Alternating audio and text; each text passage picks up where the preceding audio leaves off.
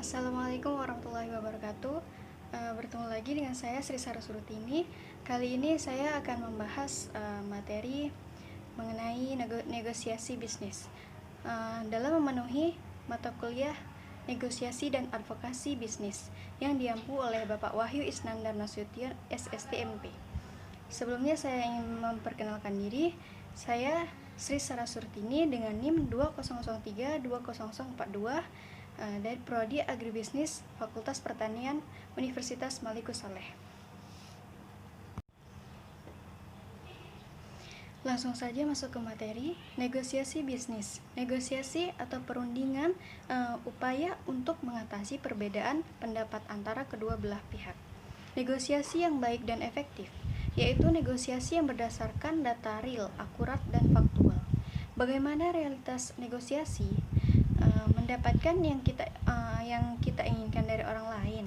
Nyatanya, tidak semua dapat kita peroleh dalam negosiasi, karena harus diakhiri dengan kesepakatan bersama.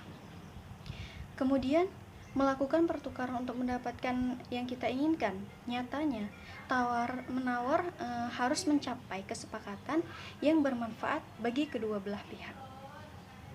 Jadi, gimana sih negosiasi? Ini yang seharusnya negosiasi. Proses menyatukan dua belah pihak yang berbeda posisi untuk suatu kesepakatan, sehingga negosiasi mencakup pembicaraan, diskusi, tawar-menawar, pertukaran, kompromi, perundingan, dan perdebatan. Kapan negosiasi dibutuhkan? Jawabannya ketika ada pertentangan, kepentingan, perbedaan solusi, peluang berkompromi. Nah, disitulah negosiasi dibutuhkan. Apa manfaat negosiasi? Tercapainya tujuan. Melalui negosiasi apa yang Anda inginkan dan bagaimana mencapainya menjadi lebih jelas. Memiliki otoritas lebih besar melalui negosiasi, Anda merasa memegang kendali, menjalin hubungan baik. Inti negosiasi mencapai kesepakatan yang memuaskan kebutuhan kedua belah pihak, sehingga terjalin hubungan yang harmonis atau win-win solution, mencegah dan menyelesaikan konflik. Melalui negosiasi, pihak lain dapat melihat cara pandang Anda dan menyepakati hasil yang menguntungkan dua belah pihak. Bagaimana dengan negosiasi konvensional? Fokus pada kemenangan, bertahan keras pada posisi masing-masing, mencari kompromi berdasarkan kehendak sendiri. Model negosiasi konvensional: menggertak, mengancam, mengkritik, berdebat. Bagaimana negosiasi yang efektif? Harus mampu memisahkan perasaan pribadi dengan masalah yang dihadapi. Fokus pada masalah, bukan siapa yang terlibat. Jangan terjebak perdebatan posisi. Sadari bahwa setiap pihak berangkat dari posisi yang berbeda. Buat beberapa alternatif sebelum membuat keputusan. Kumpulkan banyak alternatif agar tidak terjebak pada satu solusi saja. Kesepakatan harus didasarkan kriteria objektif. Profil negosiator. Yang pertama, konektor. Ciri paling mudah dikenali adalah biasanya memiliki ruangan atau kantor dengan dekorasi yang rapi. Terdapat foto keluarga, ada beberapa tanaman indoor dalam ruangannya. Yang kedua, networker. Pembawaannya senang, heboh, dan ramai. Kurang memperhatikan sesuatu secara detail.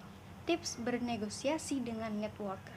Jelaskan apa manfaat negosiasi yang dilakukan untuk dirinya dan perusahaannya, maka Anda akan mudah untuk memperoleh kesepakatan.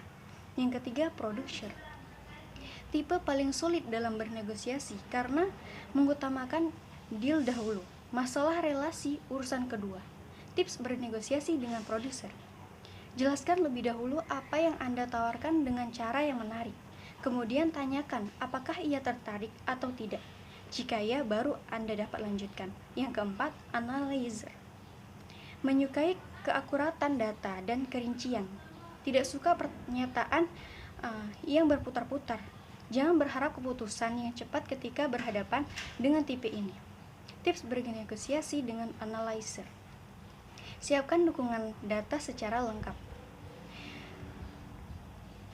Elemen-elemen sukses bernegosiasi. Waktu persiapan yang memadai, sasaran yang jelas, memahami pokok permasalahan, strategi, rencana negosiasi yang jelas, taktik negosiasi yang tepat, sikap saling menghormati, informasi lawan, komunikasi efektif, positif thinking, terbuka untuk bertukar ide, mau berkompromi, kesepakatan, evaluasi implementasi. Keterampilan berargumen. Pikirkanlah sesuatu yang mungkin buat asumsi atau dukungan dengan data. Jelaskan asumsi tersebut. Buatlah alasan yang jelas, jelaskan konteks dan berikan contoh. Motivasi orang lain untuk menerima pandangan Anda. Siap menerima perbaikan, dengarkan dan tetaplah terbuka.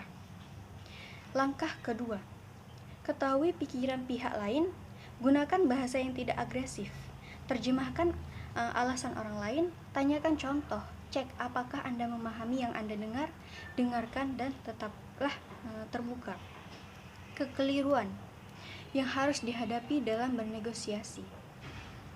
Menginginkan sesuatu yang berlebihan, saling mengandalkan kekuatan, gagal mengenali kekuatan sendiri, mudah menyerah, terjebak pada satu pilihan, memiliki mental win-loss, berpikiran jangka pendek sehingga menghancurkan hubungan yang seharusnya terjalin dalam jangka panjang. Terlalu banyak menekan pihak lain, menerima opini atau perasaan sebagai fakta. Posisi dianggap segalanya, percaya semakin besar otoritas akan memberi lebih banyak kekuatan. Banyak bicara, sedikit mendengarkan, terlalu tergesa-gesa. Sampai di sini dulu materi yang saya sampaikan, kurang lebih saya mohon maaf. Terima kasih. Wassalamualaikum warahmatullahi wabarakatuh.